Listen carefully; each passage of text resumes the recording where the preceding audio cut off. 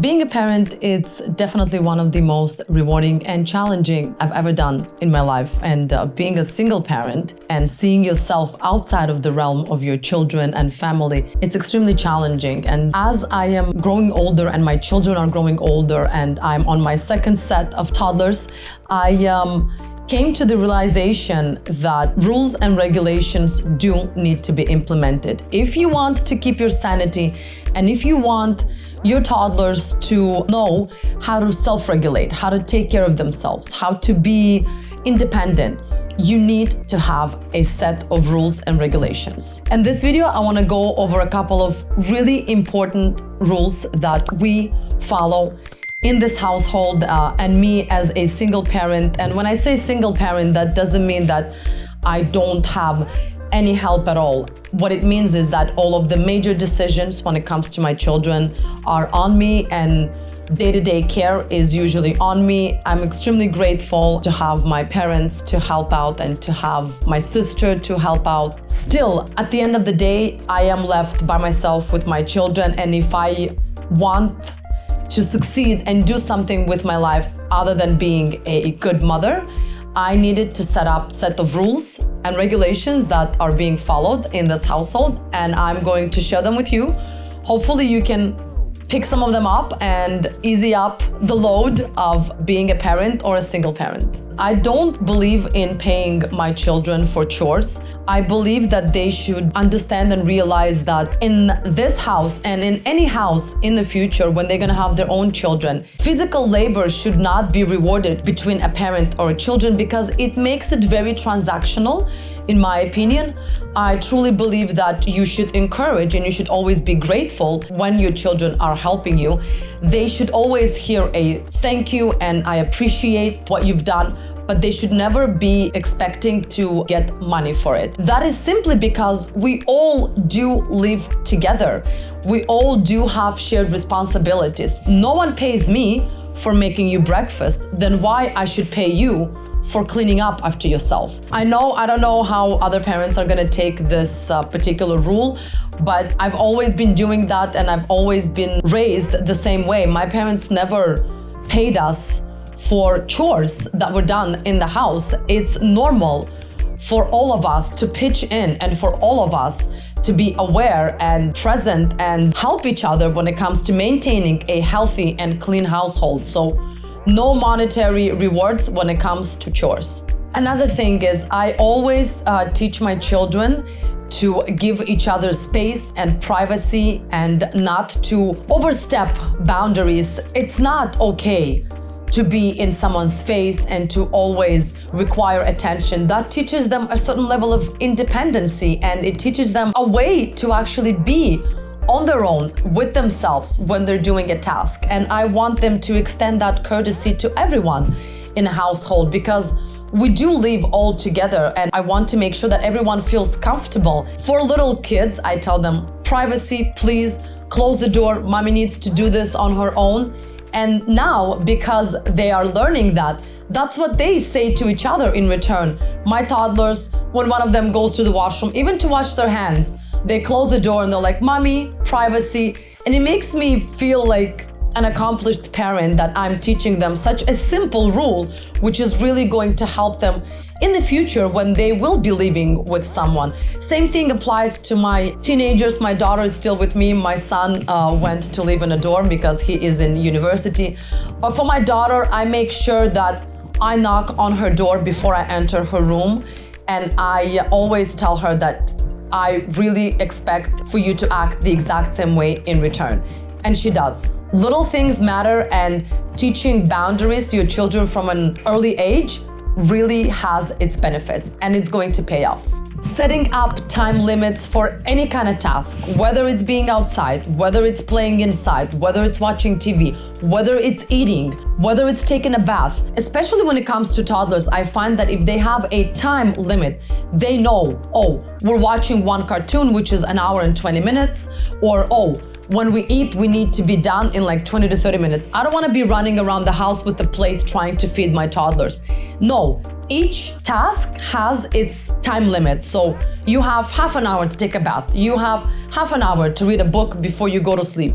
You have 30 minutes to play in the pool, or you have 1 hour to play at the playground. It teaches them that there's a beginning and an end to each task, which is a great skill to have, especially for toddlers. And at the same time, it teaches them how to manage time, so they make the best out of the time allocated to a particular task. So I do the same thing when it comes to my teenagers. If I tell them, okay, we have 45 minutes to clean. So you clean your room, clean your bathrooms, and then we're all gonna clean the main area. It really does make things that much more organized. I would really recommend you do that. Allocating time to each task. Physical activity, again, this was said and done 1,000 times, a million times actually. If you are trying to teach your children to be physically active, you need to be physically active. You need to be exercising in front of them. You need to be encouraging them. You need to make sure they have proper attire to be physically active. And always, always do as I do. Don't do as I say. If they see you being active and stretching and doing whatever, they will pick it up and they are gonna wanna do it as well. And I've been witnessing this from my teenagers to my toddlers. It really does help.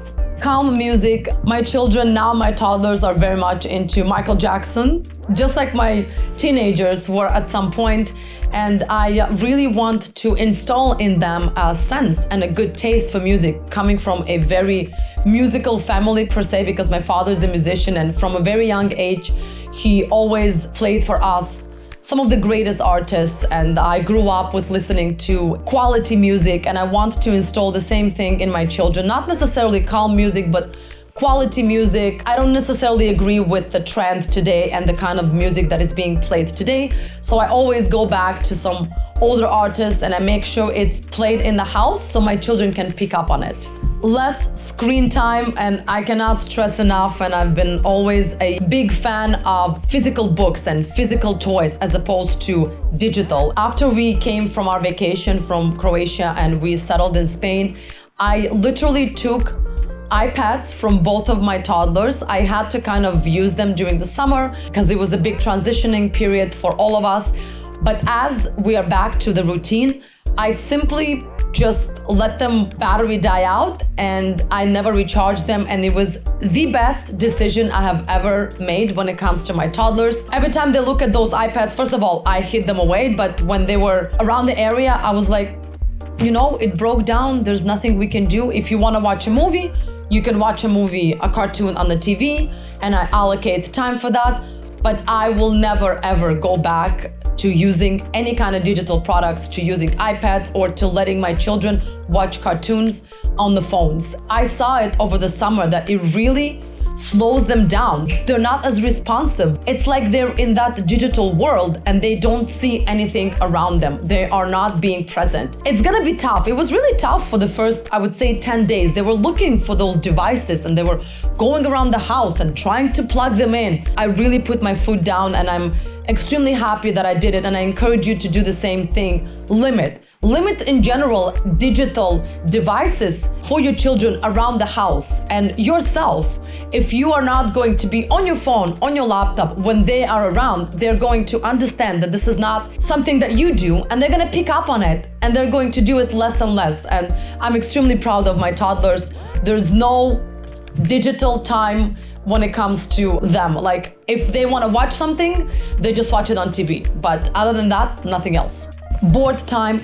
People need to learn to be bored, you know? That's when creativity kicks in. I actually witnessed it myself. When we moved and I didn't have access to all of their toys, I decided to not buy any new toys. Whatever toys I brought from Croatia with me, and I bought maybe a couple of water toys when we're going to the beach.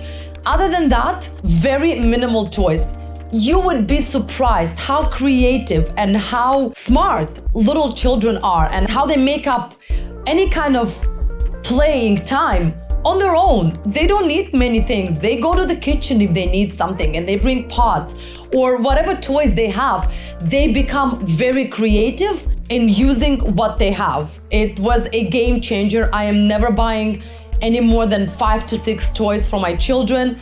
I'm definitely sticking to this routine, and when I'm going to move from this apartment, I'm waiting for my house to be built, I am not bringing from the storage any of their toys. Maybe just a couple of things for them to actually engage their brain.